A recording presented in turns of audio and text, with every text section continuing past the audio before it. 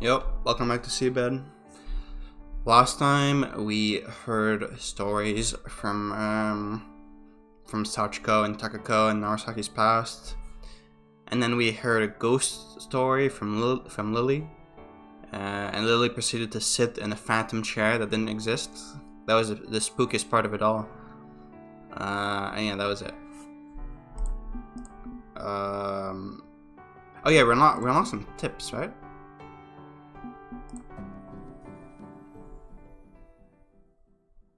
Yeah. Yeah, we unlocked a new section for tips. Now it's on Narasaki's clinic. It's a second trip. Second trip. Okay. Like the second trip Sachiko and Takako went on? Okay. Landscape immersion. Is this gonna be as mindfucky as the first series of tips? I was on my way to Tokyo to pick up furniture from our mansion from a friend. Okay, so this is Nanae. I had two good friends in high school, and one of them would donate her furniture. Oops, sorry. Okay. I had two good friends in high school, and one of them would donate her furniture to my place from time to time. She established herself as the president of the hotel business in the capital, being the most successful one of the three of us. Yesterday, she told me over the phone how she decided to close a few of her hotels and sell off the land. According to her, the decision wasn't made due to the business struggling. In fact, she bought that land expecting its value to skyrocket so she could sell it off at a higher price. Long story short, she now has some extra furniture she didn't know what to do with. She sent a portion of that furniture to her other places and sold off some others at an auction, but she still had a lot left and didn't feel like throwing everything away. Besides, donating them to someone was cheaper than disposal anyway. It made her remember that I ran an inn, so she decided to contact me. We both came from a small village in the mountains. Most of it consisted of rice paddy fields and traditional Japanese building with thatched roofs that you could rarely find anymore in this day and age. Besides that, only lush green mountains surrounded the area. It was the very definition of the word countryside. As such, the majority of my childhood memories were of flowing rivers, singing birds, and the fresh smell of rice fields. I can't read today. I heard the chirping of birds as I got off the train, but as I looked around trying to find them, I only saw a tall pole with a speaker on top. I descended the stairs, thinking that people in the city were weird. My friend had always been obsessed with success, so she ended up choosing a famous university in the capital. At first, I was worried about her. As to why, well, there was never really anything about her that made her stand out in school. Even her grades were all average. I imagined city people as a competition-driven group that would do anything for money, so I wasn't sure how a country lamb like her could possibly survive in this sea of such sharks. However, she ended up being much more capable than I gave her credit for, and got as far as opening multiple hotels and inns all over the area all by herself. In retrospect, perhaps her ability not to stand out in the country was just another manifestation of her shrewdness in life. I never suspected her to have an interest in running business, although she was always the one who collected money from us to pay for the bills whenever we went to eat out. She was never a part of any group of authority in school, like a student council or something similar, but now that I thought about it, she would always find a way to keep the discussion going once all the others had run out of ideas or energy. It was interesting how talent would sometimes manifest in the least expected places, but you could only ever notice that in retrospect. As for me, I remained in our hometown and still lived there. So are they talking about the town in the mountains that's close to the inn where Kozue lives? As I left the station, I climbed onto the back seat of the first taxi I spotted and told the driver the address of the hotel. The driver raised a white-gloved hand in a sign of understanding. I leaned back in my seat and recalled the last time I visited her hotel. She bought some ancient building with a bunch of old furniture and gave it a makeover. The result was the hotel. I wasn't sure if they fit my place, but I did have my eye on a few specific things. As such, I promised her to board the Shinkansen from Kansai to Tokyo first thing in the early morning the next day. I looked up at a tall building I saw through the window. It was my third time in Tokyo. Most of the time I just head straight to the international airport by train, so it's pretty new for me to actually be driven through the city in a taxi. I could feel the driver staring at me through the rearview mirror, so I decided not to fidget too much. When I reached the hotel, I found her in the lobby. She was talking on the phone. Can we see her? She drew the phone away from her ear for a moment, and before I could open my mouth said, "If there's anything that piques your interest, put this sticker on it." Back on the train, I mentally ran through multiple simulations of how our conversation would go, but it seemed like I was only wasting my time. That was so like her. Following her instructions, I spent the rest of the time walking around and putting stickers with my name on them on things I liked. Very impersonal. Turning around, I saw all sorts of furniture with my stickers on them. It reminded me of a property seizure scene I once saw in a movie. Some of the things I wanted were already gone, but I still got my hands on quite a number of nice articles. One of the antiques I grew particularly fond of was a moss green one-seater sofa of English design. After about an hour, I returned to the lobby to look for my friend. I spotted her walking through the main entrance. She seemed to be on her way somewhere, accompanied by a person wearing an expensive suit. You already done? Yeah. Did you find anything? I found quite a few things I could use. It was definitely worth the trip. Glad to hear that. Are you going somewhere? Yes, I have some urgent business to take care of. I don't think I'll be back by sunset. I see.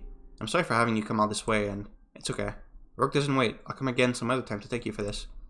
She made a warm smile upon hearing me say that. It was at least 3 times more dazzling than the one I remembered from our school days. We're actually going to pass by the station on the way. I could drop you off there if you want. That'll help me save some cash on a taxi. Thanks. I spotted a luxurious-looking black car parked by the side of the road as we left the hotel. We both climbed onto the back seat. The interior smelled brand new. I looked out the window as the car began to move. I might have come from the country, but even I knew this was a luxurious German car that must have cost a fortune to buy and maintain. As I was wondering whether she would be filling a purchase of this caliber under taxable or non-taxable expenditure, that's the real question, she suddenly asked me how I felt about the city. It took me a few moments to realize the meaning of her question. It's quite different from home. I was really surprised by that random bird song speaker at the station. Bird song speaker. Oh, those are for the visually handicapped. I gave her a confused look. You might have noticed how they were all set up by the stairs. I reddened, realizing I had the wrong idea all along. It has been quite a while since I've been back home, she remarked, changing the subject upon noticing my distress. We spent the few minutes it took to get to the station discussing the country. As we reached our destination, I stepped out of the car and thanked her. I glanced at my watch as the car rolled away. I had nothing to do for the rest of the day. Heaving a sigh, I ventured into the Nakano shopping district with the intention of grabbing something for lunch. After walking around for a while, I found myself attracted to a melon bread shop and a ramen restaurant. However, I felt like melon bread alone would not be enough, while the ramen shinok was made using bland soy sauce for the base. You can tell just by looking? Then I remembered how there was an excellent ramen shop in Ueno. I couldn't quite remember how to get there, but I had plenty of time to spare, so I hopped on a train to Nakano station that headed in Ueno's general direction.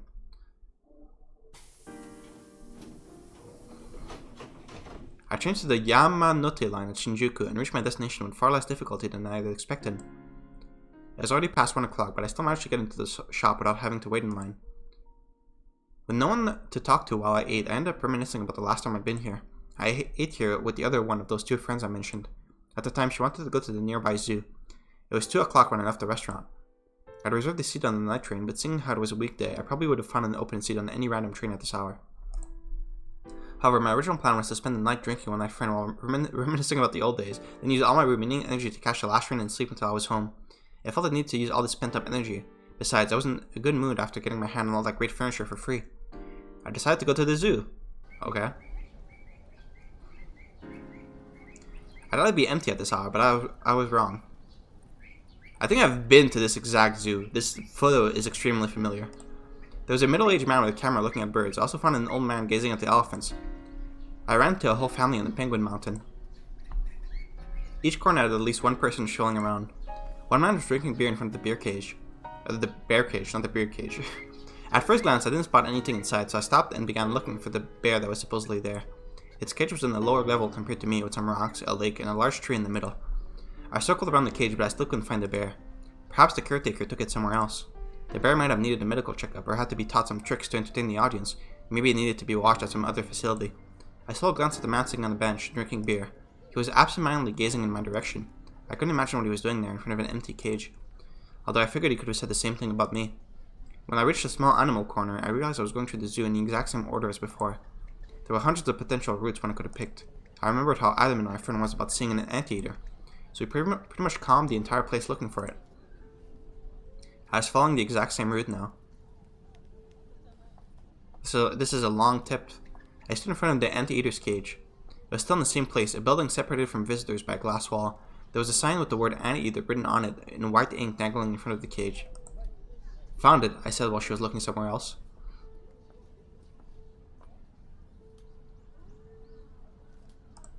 You did? Okay, so this is a flashback of when both of them were there. She cheerfully hurried to my side. Where is it? She landed next to me. I don't think it's here right now. No way, this cannot be. She dropped her shoulders. When I asked her why she wanted to see it so much, she told me its hands looked cute when I tried to walk on its hind legs. She wanted to see the real thing ever since she saw it in the picture. And indeed, there was a picture of an anteater on its hind legs in front of the cage too. It seems to do that when it's angry, I told her as I read the explanation. That's what's good about it. I very much doubted the anteater would have agreed with that. I put myself back to reality and gave the cage a good look. There was no sight of the anteater this time either. I felt like I could now understand her disappointment. Someone else came into the cage while I was still lingering in front of it. I decided to make it look like I was looking for an animal before I hastily leave. What? However, as I shook my head in front of the cage, a man walked up next to me and began taking pictures of it. Confused, I peered into the cage again, but no matter where I looked, I still couldn't see any animals. Next, I looked at the man. Wearing a polo shirt, he seemed to be lost in his own world while taking pictures. Excuse me, can you tell me what you're taking pictures of? I had to ask, otherwise this would have kept me up all night.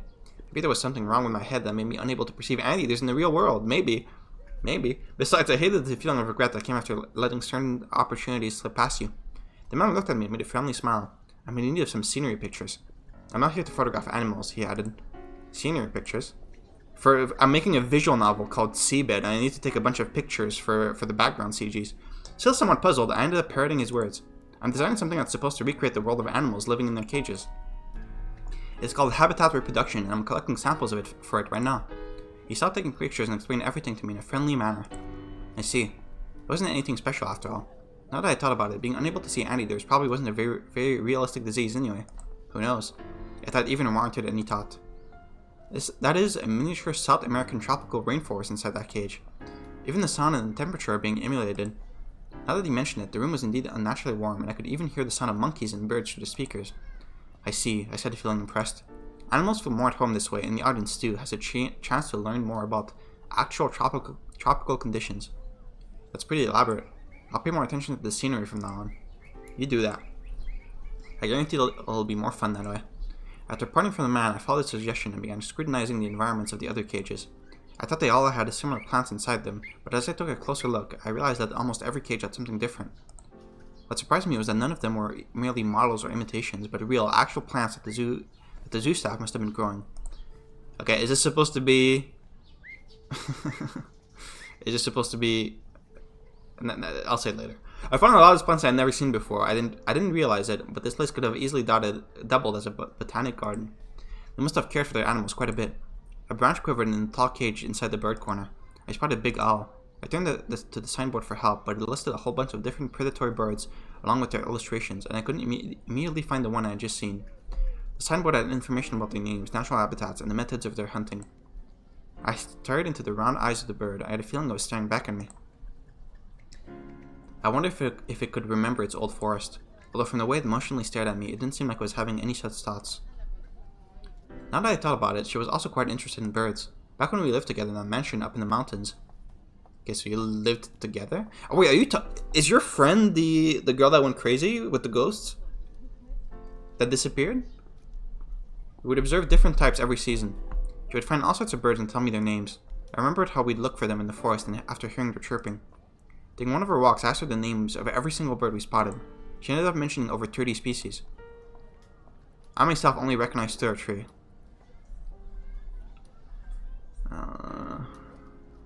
Yeah, I've mentioned that every character has that like encyclopedic knowledge of like animals and of like different tree types. But I could still remember over half of the names she kept repeating. I put myself back to reality again. The owl was still staring at me. I guess the zoo helped me remember my past at least.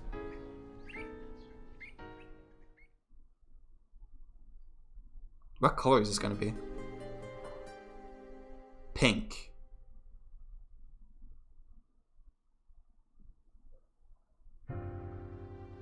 What color is this?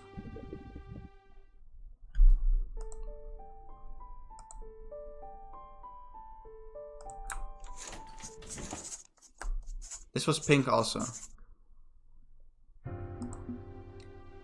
I guess pink is just a color they use for tips every time, regardless of whose POV we're from. Okay.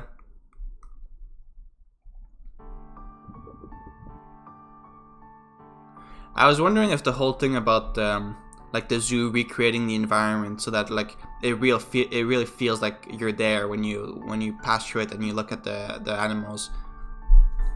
I wonder if that was supposed to be a metaphor for like for something. I mean, you could apply it to like, I mean, if we take the ghost story as being real, you could kind of apply it to the ghost world, if we're going with that, with the Takako and the others. Or if we're saying it's a simulation, obviously that fits also.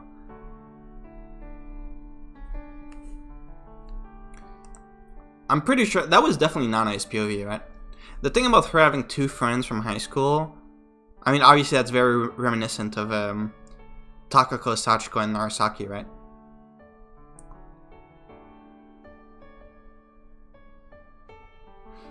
I don't know. Interesting. This one. Wow, we just got done with the ghost story, right? Yeah. Let's put Narasaki on screen. Even though we're Sachiko now. I sense a shadow pass over the yellow light filtering through my eyelids. Egged by curiosity, I opened my eyes to see what it was. Slanted sunrays covered the table I'd been hugging, creating a gleaming patchwork of light as they passed through the branches of the camphor tree beyond the window. In my still blurry field of view, I spotted Narasaki standing by the bookshelf. Standing by the bookshelf, not sitting. Okay. When did you come here? Oh, good morning. A blanket slid down my shoulders as I raised my upper body.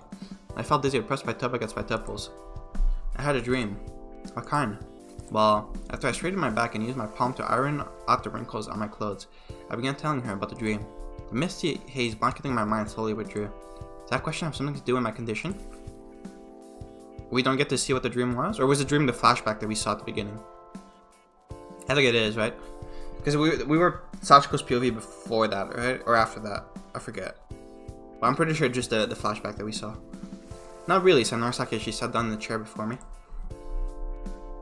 I read a book about the interpretation of dreams the other day. Oh, that sounds interesting. Though it doesn't sound much like you. The corners of Narasaki's lips curled up. I'm sure I've said this before, but I got a profound sense of curiosity. Anyway, my dream started with me and Takako on the bus. I was going through what looked like the countryside, and then it got into a tunnel. Okay, never mind, it's something different.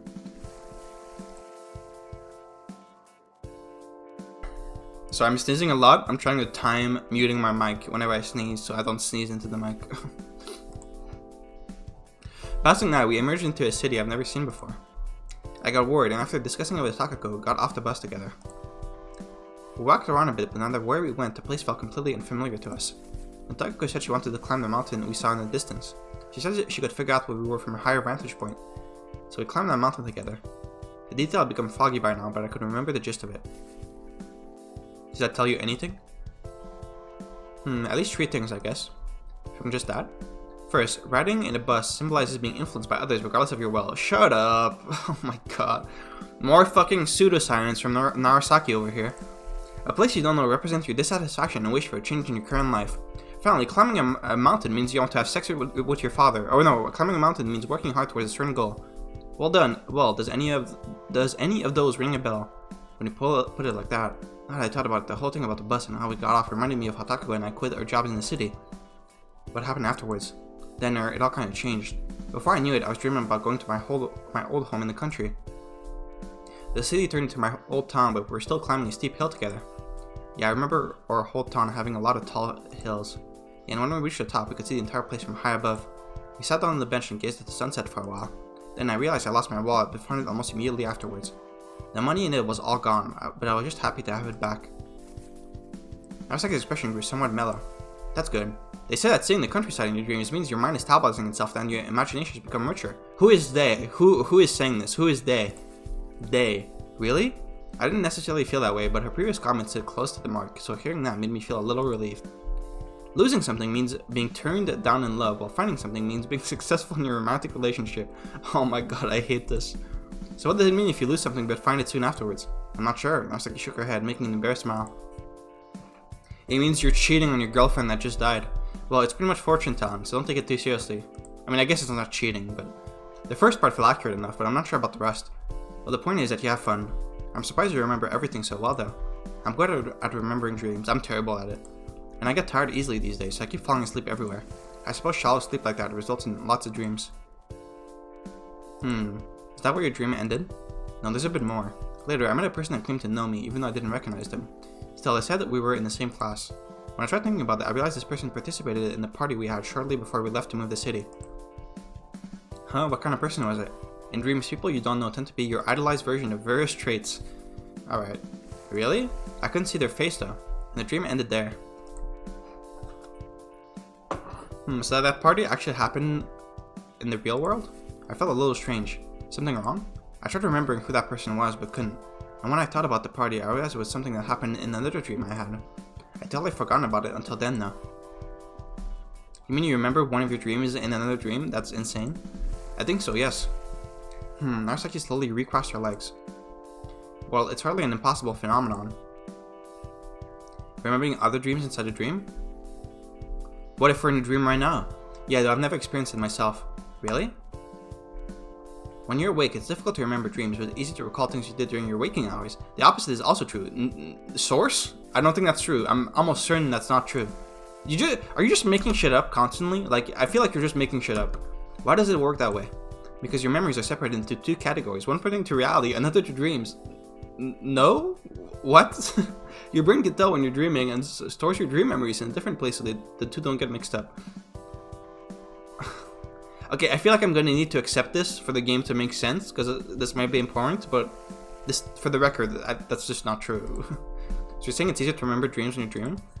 It's probably a bit more complicated than that. A bit, yeah, but that's the gist of it. So there are memories particular to dreams. I thought that dreams were just random images your brain assigned to the disjointed noise that went through your mind as you slept. Narasaki shook her head with a smile. I think that happens too, but you also dream when you're asleep. Wait, you only dream when you're asleep? What?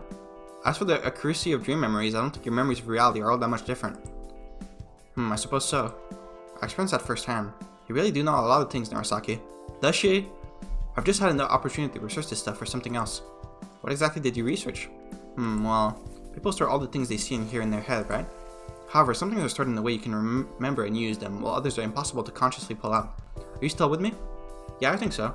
They're called conscious memory and subconscious memories. Both are memories, but you only have access to the conscious ones. I was contemplating if one could prove the existence of a subconscious thought system constantly using those memories as well.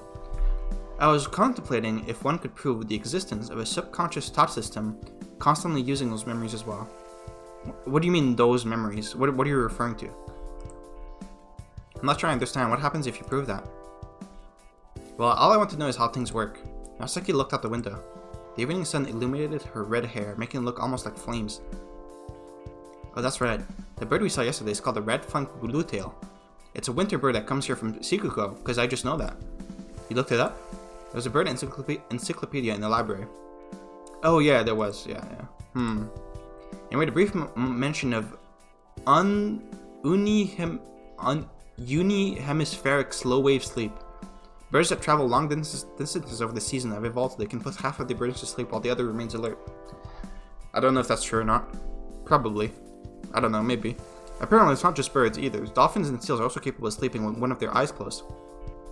The way I understood it is that they could just like glide while they're sleeping. Like they could like microdose sleep while they're gliding. And then like wake up a bit and flap their wings a bit and then like micro sleep a bit more. I've never heard of them like putting half their brain to sleep. I don't know if that's made up or not, but apparently it's not just birds either. Dolphins and seals are also capable of sleeping with one of their eyes closed. That's convenient. I wonder if I could work 24 hours a day if I could pull that off. As long as they abolished the overtime agreement of the Labor Standards Act. It's actually quite interesting. Could such a thing really be possible? Narasaki inhaled a breath and smiled. I wonder what one side of their brain thinks as the other sleeps, and if it's conscious of the memories of their dreams, or if the half that slept remembers what happens during the time the other half was awake. Shut up, please. I don't remember anything from when I sleep, so I imagine they wouldn't either. Is that so? Feeling my hands grow cold, I stuck them under the blanket covering my lap. Narasaki noticed and followed my motions with her gaze. What's your plan for the day? I might just go back to my room and sleep. You going to sleep again? My vision suddenly grew dark as I stood up. Making sure not to panic, I lowered my head a bit and entered it. I've been feeling really sleepy lately. I don't know if it's because I've changed beds, but I seem unable to get proper rest. It's because you were only sleeping with half your brain. You need to make the other half go to sleep. The hallucinations might be one of the factors exhausting me. I saw Narasaki hold out to her hand, and after a few seconds of staring at it, I handed her the blanket. I'm no longer seeing them. Thanks. Is that so? What are you going to do after this? I have no plans. I'm Narasaki. Yeah? You once said there existed another world in one's head. Yeah, I did. And Takako is there, isn't she? Narasaki slightly cocked her head and nodded. I was thinking about what kind of place it might be, and how Takako lived there. What conclusion did you come to? The branches in front of the window trembled. Narasaki gave them a sidelong glance. There seemed to have been a bird there, but it had since flown away. I don't know. Maybe she's seeing the past like I did during your hypnosis. Maybe she's imagining herself in a sanatorium. Or maybe she feels as though she's in a dream. Both of those sound closer to a dream, but I believe it's much closer to the real world than you think. You know what it's like? Well, I can make an educated guess at least. Let's start from how it differs from reality. First, the passage of time must be quite vague since you're creating the story from your subconsciousness. No one remembers every little detail that happens during the day. Okay, I'm sorry, are we like... Are we humoring the existence of a separate Takaku consciousness inside of Sachiko's hallucinations? Like she's created a conscious being within her hallucinations? Is that what we're talking about right now? But reality's like that as well, no? Yep, so no one in your world would notice anything strange. And the things you forget or are unable to remember simply disappear without a trace. Disappear without a trace, you say? Are there any other differences? The sun rises in the west and sets in the east. Why? Sorry, I made it sound more confusing than I should have. It's because of how your eyes work. Your brain recognizes light as it strikes your retinas at the back of your eyes. However, since it passes through the lens in your eyes, your brain actually gets an inverted image that also has left and right backwards. However, in your world, no one is seeing their surroundings with their eyes. As such, top and bottom as well as right and left are inverted. Oh my god, Narasaki, what the hell are you talking about? I understand the train of thought, right? I understand how the logic follows, but this is an insane thing to assume out of nowhere.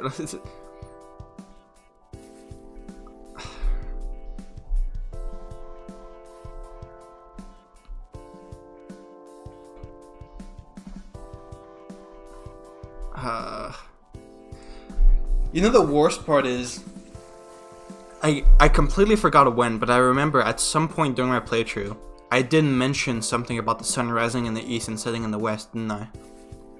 Like I mentioned something about that because it was relevant to something, but I completely forgot. Oh my god, are there like scenes where you can see the sun is rising in the west, and because it does that you're supposed to be able to tell that it's a hallucination? Is that what we're doing? This is...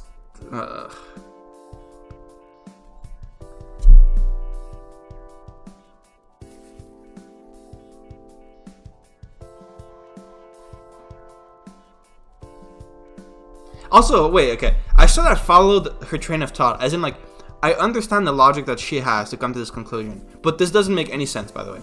This is, like... Why would your brain not just imagine the world as you see it? Why would your brain imagine seeing the world without eyes? Like, sure, no one is seeing their surroundings with their eyes, but because no one is seeing their surroundings, because no one is seeing anything, because there is no one, because none of it is real. Like,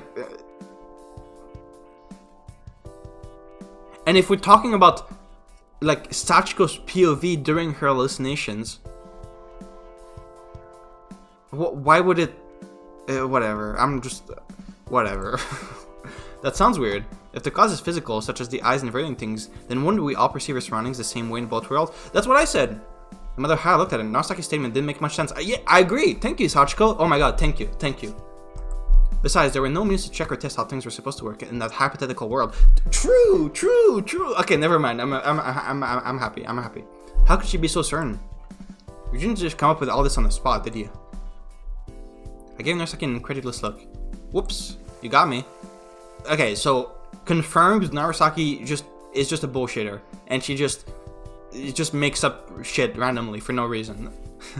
Either that, or she has somewhat visited the dream world, and she's seen the sunset in the dream world. Either that, or she's Freddy Krueger. After that, Narasaki accompanied me back to my room, then soon left, saying she had to return to the blanket. Okay, I'm glad Sachiko called her out on that, because that was a bit insane. As soon as I mustered the willpower to get out of bed, I heard a knock on the door. I circled around the bed and turned the knob, opening the door, but greeting me was someone's forehead near the bottom of my field of view. It was Kozue, holding a book. Hello. Here. I inspected the title of the book she handed me. It seemed to be an encyclopedia about plants and animals. I returned my gaze to Kozue and saw her looking somewhere behind my back. Okay, again, interesting, because I've said before the characters seem to have an encyclopedic knowledge of plants and animals, so... Is this for me? I asked. She looked up at me, her thin brows knitted. But after a few moments, Kozue seemed to have shifted her gaze back to the room. I realized it was the interior that seemed to have sparked her interest. Would you like to see the inside of the room? I opened the door wide and moved away from the doorway. Instead of going in, the Kozue looked up at me again and asked if I wasn't going to sleep. That's fine, it's still too early for bed anyway.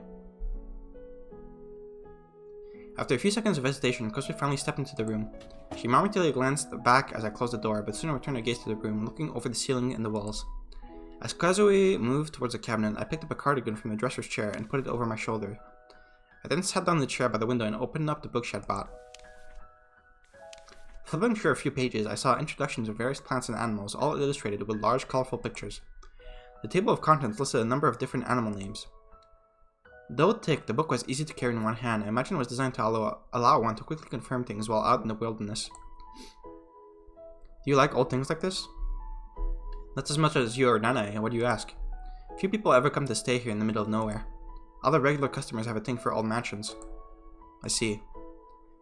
What did you like about old things? Well, I suppose like Nanae said, you can trust them to serve you well considering they haven't fallen apart after so many years of use. Kozue picked up a transparent ember key holder from the dresser. Don't take it while I'm still looking, I joked. These antiques also make you imagine all sorts of things. It's fun thinking about what kind of a European lady might have once been reflected in this mirror in the past, or how the mirror even found its way here to begin with. It makes one wonder how the mirror must feel about reflecting a pair of black eyes and dark hair after seeing blonde hair and blue eyes all its life. This will surprise you, Kozue, but there are actually people that live in Europe that don't have blonde hair. Kozue placed a key holder back on the dresser. Instead, she picked up a glass toy from it and sat down in the chair facing me. Did you come here alone, she asked. Also, imagine how surprised the mirror must be when it's reflecting blue air and blue eyes. It must be really surprised. Yes, the glass toy had seaweed and fish painted on it. It was filled with water and small rings of various colors. There was also a pole inside, which to my understanding was used to catch those rings.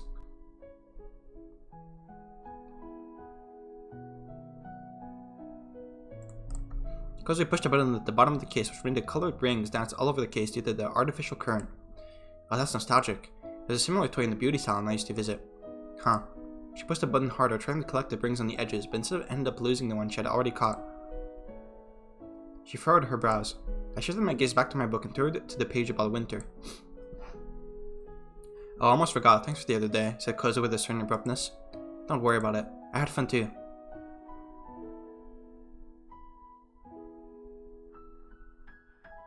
What are we talking about?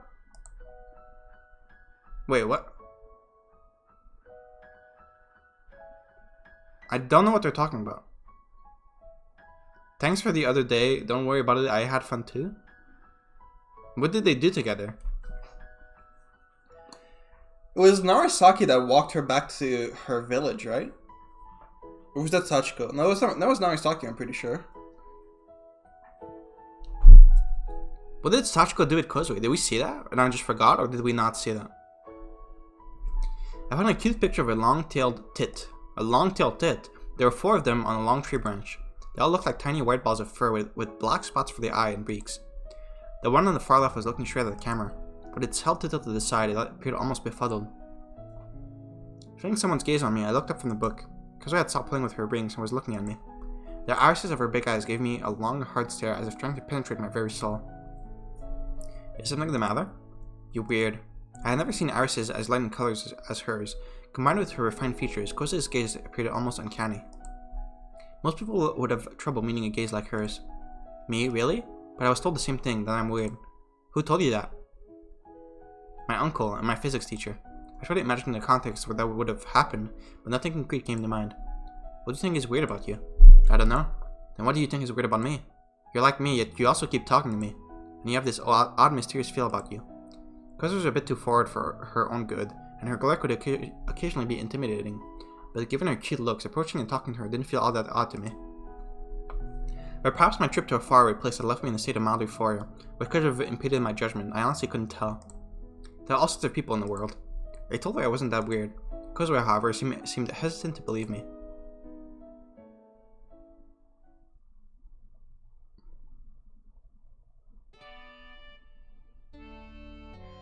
Is that troll? Is this a new song again? As I strolled to the inner yard, escorting Kozue outside, I spotted Nanae through the cafeteria's window. Nanae seemed deep in thought, staring at the surface of the table. She failed to notice me even as I approached the window. I lightly knocked on the window glass, though initially startled, she turned to me with a smile. She made a gesture, inviting me inside. As I had no other plans anyway, I entered the building through the side door and continued to the cafeteria.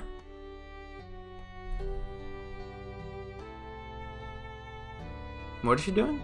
Like a scrapbook or something? Inside, Nanae was examining a large piece of paper, a floor plan of sorts, spread out on the table, along with a bunch of pictures depicting furniture. I bought some new furniture, so I was thinking of redecorating a few rooms. I see. Upon close inspection, I realized that the large piece of paper was the floor plan of the mansion, complete with Nanae's hand-drawn sketches of each individual room's interior. She also had the pictures of furniture aligned to each room, making the floor plan easier to understand. Some of them seemed to have been taken back in their home countries, while others were shot in this very mansion. How do you want to change it? I felt their lobby was a bit too empty, so I was thinking to place a bookcase there. And these two rooms have too much of a country atmosphere compared to the rest, so I want to make them more traditionally Western. Nanae showed me the pictures of their room. I see. And these are the new furniture. Yeah, Nanae nodded as I looked over the pictures. Do you often do this kind of redecoration? Once a year or so. It's more like a hobby of mine, to be honest. A hobby? Yeah, it's like a hobby. I'm turning this place into something closer to my ideal. What kind of ideal is that exactly? Well, in short, an old Western mansion like the ones you see in movies, like the ones families get murdered in. The very first owner of this place was actually a Westerner, and it used to be the exact style I like. Unfortunately, the next owner thought that the place felt odd and dusty, so they decided to replace all the furniture with more modern stuff. Well, it wasn't particularly ugly or anything, but my mother took over the mansion before he changed everything. So now we're stuck in this weird transitional phase. I want to unify the atmosphere to match either of the two styles, and if possible, I prefer the original, old-fashioned one. I see. I mean, most of our guests are into historical things like that. Why else would they visit a place out here in the middle of nowhere? And I returned to her work, rearranging the pictures while mumbling to herself. Maybe I should change the chair and the shelf in this room and place the remaining table in this one. Like this. And I rearranged the pictures and gave me a what do you think kind of look. I think that sounds nice, but don't you think those tables and chairs are far too big for this room?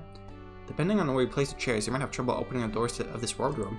And I give the floor plans another look. You have a point. I guess I can't change the table in this room after all. What do you think about this new reading corner? So the reading corner was situated in an extra space in the lobby.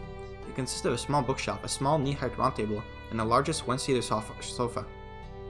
Is this the room we were in earlier? I think it's nice, but maybe a bit too functional if you're going for atmosphere.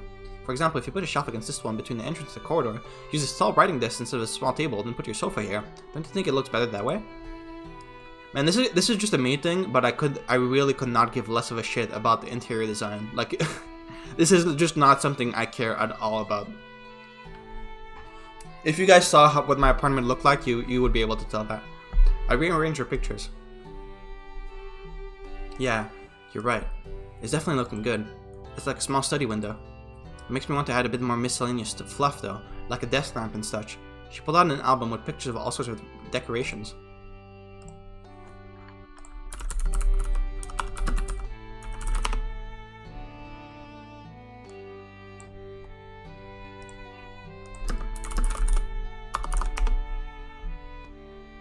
sorry.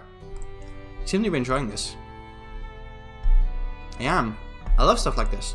I enjoy imagining how my guests would use them and such. For example, this chair in the lobby is real comfortable. It's perfect for reading a book in the afternoon with some light coming in through the stained glass. It's calming enough to make you forget the passage of time once you get immersed in your book or newspaper or whatever. But once the sun begins to set, the light falling on you from this angle will serve as a reminder of what time it is. But you already have the big clock in the lobby. It's gonna be so comfortable you'll forget all about it.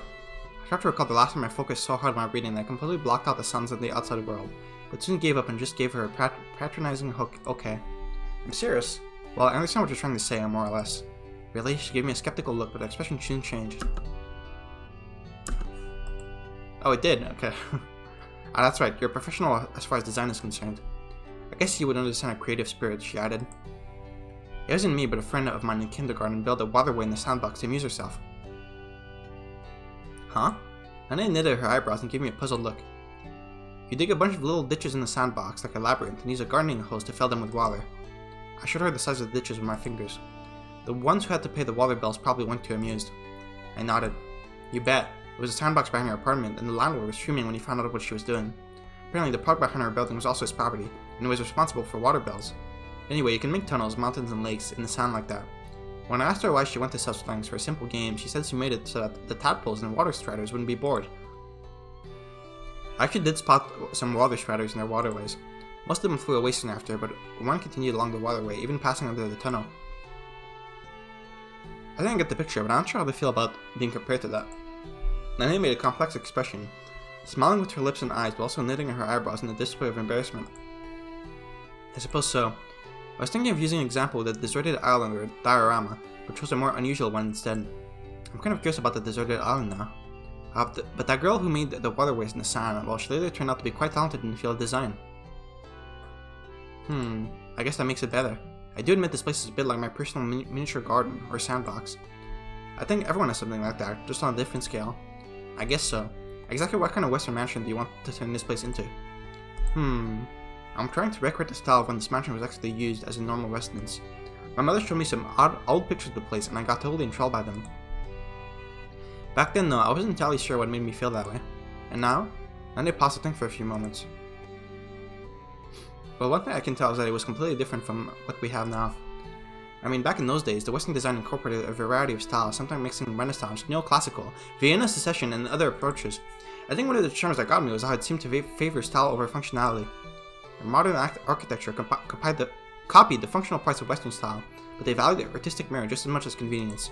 What we currently have is the result of an attempt to speedily rebuild Japan after the war, as well as make sure our cities don't fall apart during earthquakes, the epitome of efficiency and minimal costs. This is a fascinating discussion. Smiling, Nana snapped her fingers as I replied. That's exactly right. All this historical background is precisely what I love about old architecture. The current design of Western mansions was born as a result of the trial and error approach of various artisans who all had their own ideas about what the perfect work should look like. When you stand in an old room like that, you cannot help but feel the anxiety and anticipation of the early modern age. However, just as you said, these kinds of mansions stopped being built after the war, giving way for more functional structures. Our cities took a completely different shape compared to what those artists of old envisioned. It's like the war had made our paths diverge.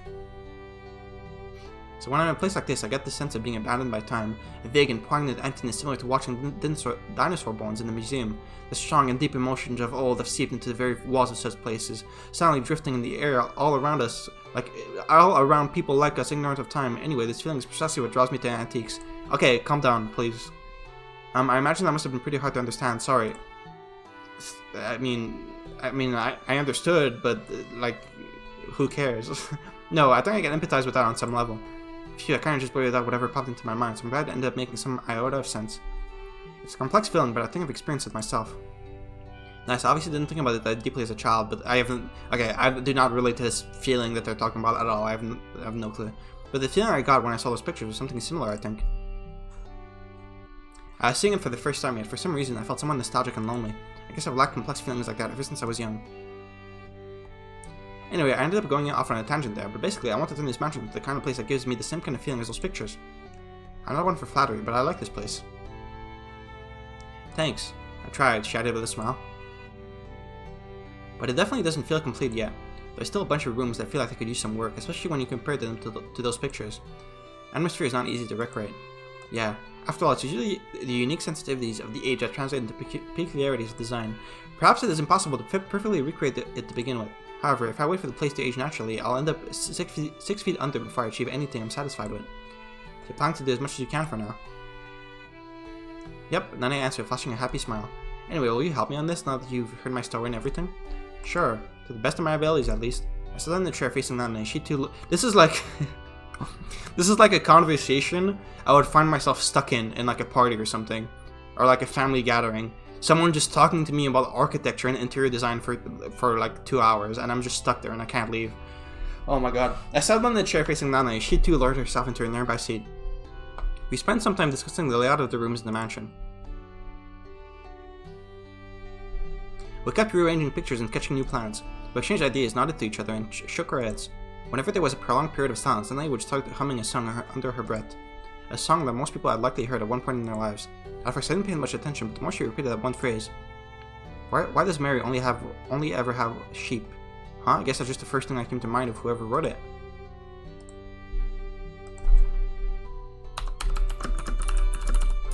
Are they singing Mary Had a Little Lamb?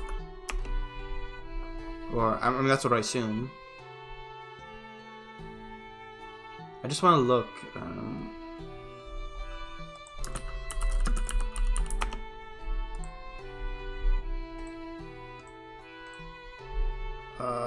Because I remember last time Narasaki was humming.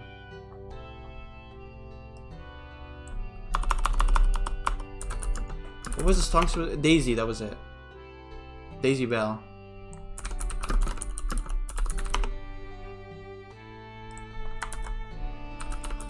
Okay. There's been a lot of humming songs, huh? Not that you asked, I wonder who Mary even is. I don't know, but she had a little lamb. She would go with a sheep, a character in some western folktale. The song was actually from a folktale? Mary Sawyer takes a sheep from the school, which causes a commotion. Seriously? I always thought Mary was the name of the sheep. What? If that was the case, you end up with a sheep owning a sheep. Yeah. I guess so, that's why I thought it was weird. Are you stupid? I guess I'm stupid. Yep. Nana chuckled to herself. I couldn't help chuckling myself. I bet Auntie doesn't know either. Let's tell her later. I feel like she would know. I think like everyone would know except for you. I mean, I guess if you're saying the lyrics in English and you're Japanese and you don't know English that well, maybe it's not that obvious. I wouldn't be so sure about that. Nana returned her eyes to the picture and resumed her work. I started moving my hands as well. I think this is about it. It didn't take us long, as Nana had already more or less decided what she wanted from her lobby and 2 rooms before I came.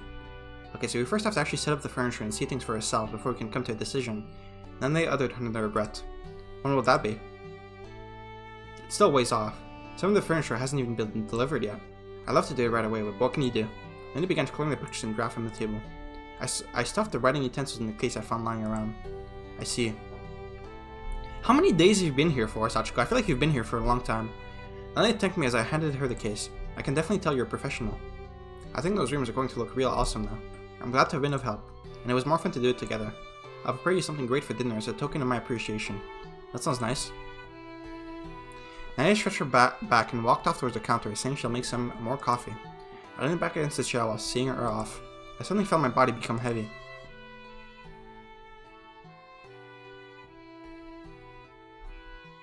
Chico, I felt like someone just called out to me. Opening my eyes, I saw Nana right in front of me. There were 2 cups of steaming coffee on the table. Did you get tired? Seems that way. I've been feeling kind of easily fatigued lately. I brought the cup close to my chest, letting the smell of coffee dispel some of my drowsiness. More fucking coffee. Are you having enough rest? Yes. I see. If there's a problem with the room or something, don't hesitate to tell me. What is this, fucking Twin Peaks? Thanks. Well, I like that room. I haven't even watched Twin Peaks. I just know they like coffee in that show. There are no problems as far as I'm aware. I poured the coffee in the cup a little before taking a sip. I felt its bitterness spread across my tongue. By the way, have you spoken with Auntie since then? Huh? No, why? The last time I spoke to her was when I went to her underground room with Kozue and Narasaki. Okay, I guess you were asleep when she was speaking to Narasaki while you were in the room. Sure. At least I didn't remember talking to her ever since then. She was asking about you, so I wondered if maybe something happened. Nothing did, as far as I'm aware. I see. And I returned to her. What was she asking about us? And then I returned her eyes to the picture and began doing something again. My auntie looks like she has her head in the clouds, but she's actually extremely sharp. I lost something a few times, and when I had already given up on seeing them ever again, she just found them right away after hearing a few clues. I don't know why, but when the locals around here have problems, they tend to go to her for advice. If you've got something on your mind, you can try talking to her. I recall the laid-back air Lily had about her when we met her. I had to admit she did feel like someone you could rely on. I see you trust her quite a bit. Haha, I just trust her vast life experience. I'll make sure to talk to her if I find myself troubled by something. Please do. She's a good listener. I think about it, maybe she just wants to speak to someone new, which perfectly explains her interest in you. As we finished our coffee, Nane stood up and collected all the materials we piled up on the corner of the table. I think I'll go start preparing dinner. Do you have any other plans for the day? Nope. Would you like me to help you with the cooking? No need. You're a guest here, Sachiko. You should relax.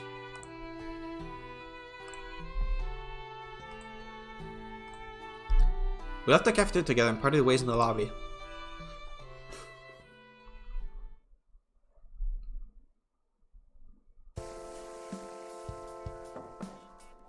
Okay, let's stop here. Yeah.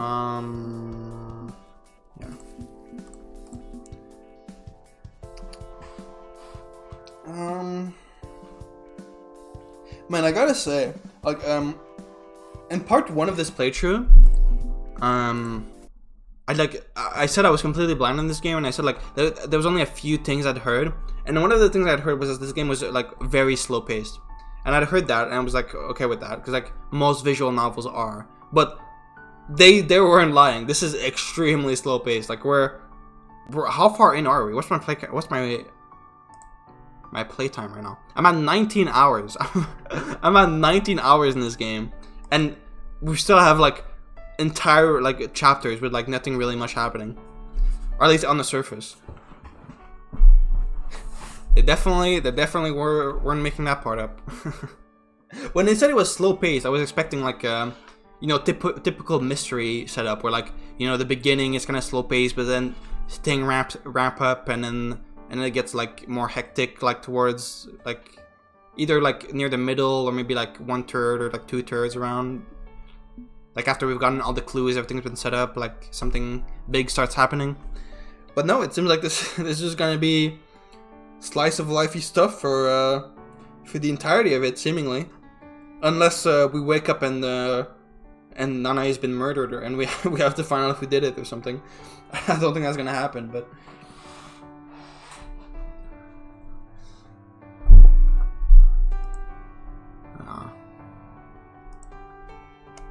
I mean, mystery-wise, I'm very interested in what Narasaki was saying there about dreams and about the sun setting opposite, like rising in the west and setting in the east if you're in a dream. The way she, like, brushed it off when Sachiko was like, wait, what the fuck are you talking about? She was like, oh yeah, never mind, ignore me, ha ha ha. That was weird. It almost feels like she like, had been in the dream world. Or maybe we're in the dream world right now, and Sachiko, and Narasaki is someone in our imagination, so that's why she knows. Maybe. But if Narasaki is a character in Sachiko's imagination, how would Narasaki the character know that information? Because Narasaki the character would still have been created by Sachiko, and Sachiko wouldn't know that information. Because she would be seeing the hallucination from her POV. She would be seeing it from Sachiko's POV, not from the hallucination's POV. So how would the hallucin... Like it's just weird. It's just weird, right? Like...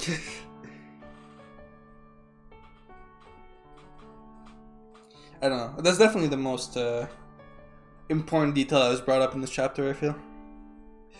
Dude, when the fuck is Ann gonna show up? She has to show up at some point, right? Surely. She's gonna show up at the end, like, come out from the shadows. She's gonna be, this was all my doing. For years, my machinations lay undetected. You have all fallen into my trap. I was the mastermind behind everything. Is that gonna be what's gonna happen? What was her full name again? I just remember Ann, but she had a full name.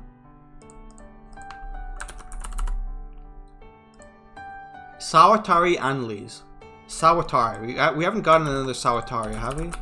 No. Okay. Okay, anyway. I'm gonna stop here for now. Alright, see you next time.